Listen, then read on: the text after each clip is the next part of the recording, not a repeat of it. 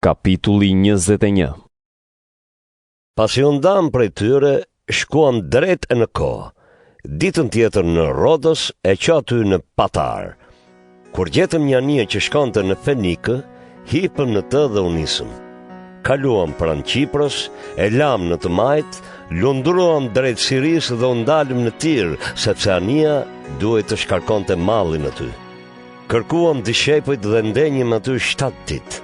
Të frymëzuar nga shpirti i shenjtë, ata i thanë Palit të mos shkonte në Jeruzalem. Si kaluan 7 ditët, u nisëm dhe vazhduam udhëtimin.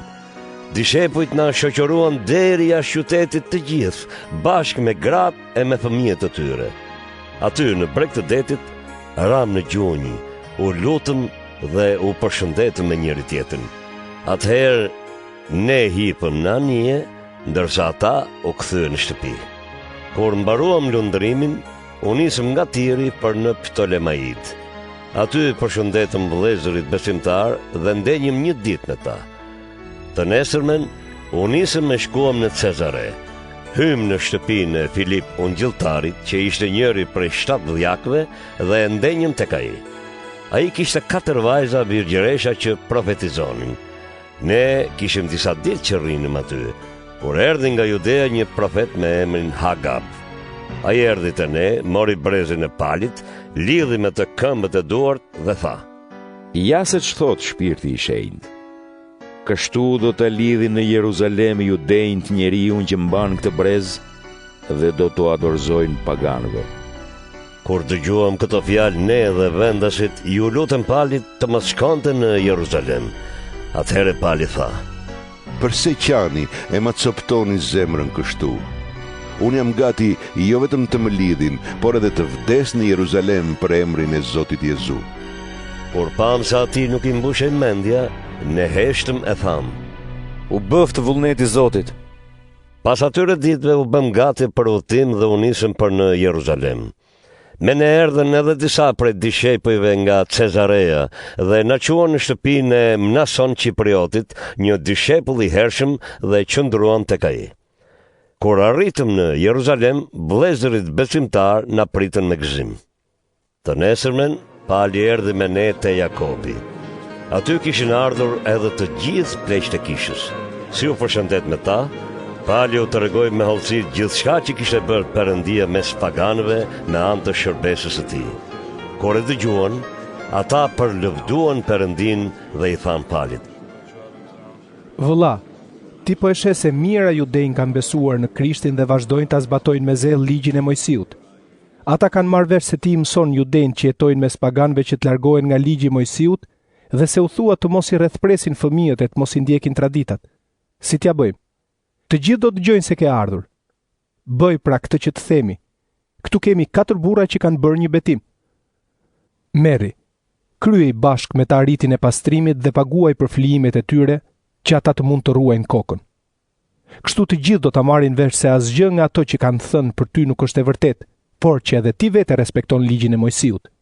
Ndërsa për paganët që kanë besuar kemi dërguar një letër në të cilën kemi gjykuar se duhet të ruhen nga flijimet që u kushtohen idhujve, të mos pinë gjak, të mos hanë kafshë të mbytura e të ruhen nga kurvëria.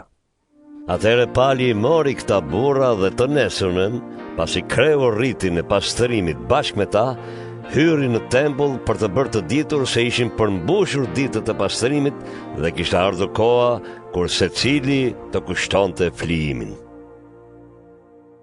Kur përmbusheshin të 7 ditët, judejnë të Azis që e kishin parë Pali në tempull, ngritën në këmbë tërë turmën dhe e kapën.